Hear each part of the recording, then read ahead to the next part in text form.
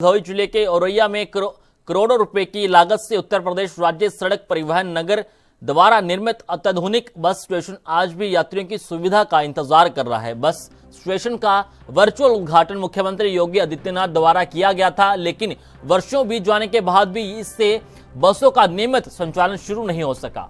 4 जिलों को जोड़ने वाला यह बस स्टेशन धार्मिक और पर्यटन दृष्टि से बेहद महत्वपूर्ण माना जाता है। पूर्व में काशी, पश्चिम में प्रयागराज, दक्षिण में मां विंध्यवासिनी धाम और जौनपुर जैसे ऐतिहासिक शहरों को जोड़ने वाले इस केंद्रीय पर आज सिर्फ ताले लटके दिखाई देते हैं। सरकार बसें यहां आने के बजाय हाईवे से गुजर जाती हैं, जबकि यात्रियों को ऑटो रिक्शा चालकों की मनमानी का सामना करना पड़ता है। स्थानीय लोगों का आरोप है कि शाम होते ही बस स्टेशन असामाजिक तत्वों का अड्डा बन जाता है। बस स्टेशन चालू होने से यात्रियों को सुविधा, स्थानीय युवाओं को रोजगार और सरकार को राजस्व मिल सकता है।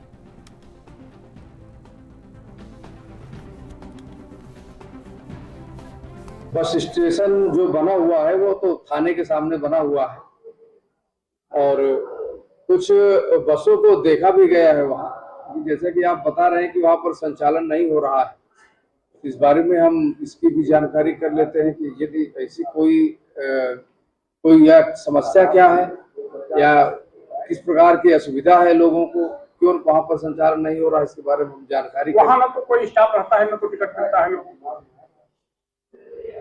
ये भी जांच का ही विषय है, इस पर भी हम जांच करके हम उस पर कार्रवाई करेंगे। अब तक बसें और प्राइवेट रिक्शा तो देखे जाते हैं, लेकिन जैसा कि आप कह रहे हैं कि वहां पर संचालन नहीं हो रहा, वहां पर रुक नहीं रही, तो रुकना और यात्रियों को बैठाना, उतारना, टिकट की उपलब्धता वहां पर होना, तो पूरी तरीके से स्टेशन के रूप में न कार्य करने की जो ये शिकायत है, इसके बारे में हम जानकारी करेंगे, जांच करेंगे। और हाईवे से निकल जाती है, यात्रियों को प्राइवेट संसाधनों का सहारा लेना पड़ता है। हम मौजूद हैं उत्तर प्रदेश के भदोही जनपद में बनाए गए औराई बस स्टेशन पर।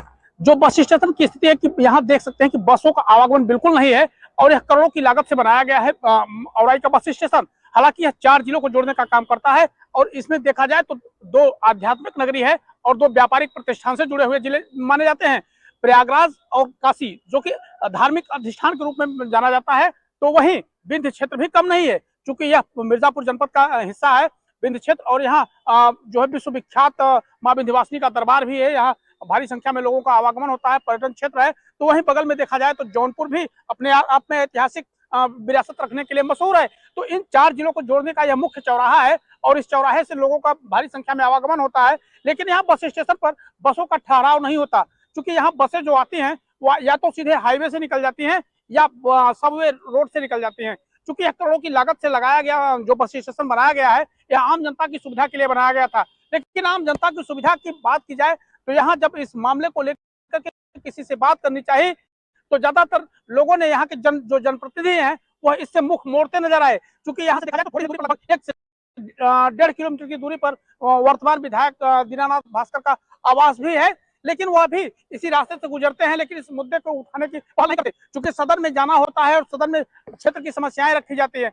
यह क्षेत्र की बड़ी समस्या है, क्योंकि इससे जिले में जो आय होगी वह बाहर से भी पैसे आएंगे, उससे भी आय होगी और यहाँ के लोगों का रोजगार भी बढ़ेगा। लेकिन यहाँ जो कैंटीन बना है उस कैंटीन का आज तक ठेका नहीं हुआ है और उस कैंटीन के ठेका न होने की वजह से ही अब तक यहाँ के जो बसों का ठहराव है, यहाँ ठहराव नहीं होता और सीधे सड़क से बस चली जाती है और यहाँ के यात्रियों को काफी असुविधा का सामना करना पड़ता है। यहाँ देखा जाए तो औराई बतौर प्राइवेट वाहनों का बस स्टैंड बन चुका है और जैसे कि यहाँ देखा जा सकता है कि ऑटो रिक्शा तमाम भारी संख्या में खड़े हुए हैं, जो कि यहाँ से सवारियों को लेकर के जाते हैं।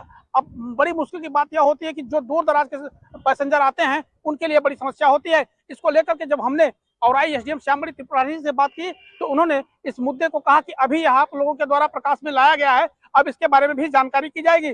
बड़े सोचने का विषय है कि यहाँ आला अधिकारियों को भी इस बात का ज्ञान नहीं है कि जिले में किस तरह से व्यवस्था चल रही है और क्या व्यवस्था है, किस तरह से सुचारू रूप से इसे संचालित करना है, इसके बारे में कोई जानकारी नहीं है। भदोही से एएनबी न्यूज के लिए अनंत तिवारी की रिपोर्ट।